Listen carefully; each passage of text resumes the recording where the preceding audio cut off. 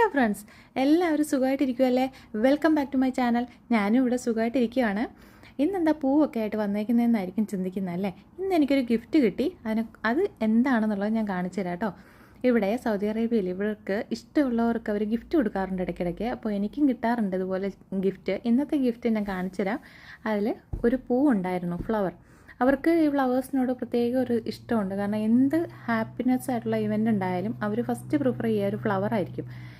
അതവർക്ക് ഒരു പ്രത്യേക സന്തോഷം കൊടുക്കുന്ന ഒരു കാര്യമാണ് കേട്ടോ. പിന്നെ ഉള്ളത് 2 നട്ട്സിൻ്റെ പാക്കറ്റ് ഉണ്ടായിരുന്നു. ഇതെന്താ യുദ്ധഭൂമിയിൽ ഒരൊറ്റയാൻ? ഇത് കണ്ടപ്പോൾ എനിക്ക് ശരിക്കും ചിരി വന്നു കേട്ടോ. ഇതൊരു വാൾനട്ടാണ്. എൻ്റെ ഷെല്ല് പൊളിച്ചിട്ട് വേണം കഴിക്കാൻ വേണ്ടിയിട്ട്. ഇതെന്താണ്? ഇതൊരു സ്റ്റിക്കാണ് കേട്ടോ. ഇതെനിക്ക് ഇഷ്ടമായതുകൊണ്ട് അവരെനിക്ക് വാങ്ങി തന്നതാണ്. പിന്നെ എന്താ പറയുക, ഫുഡാണ് വാങ്ങി തന്നത്. 2 അറബിക് ഷവർമയാണ്.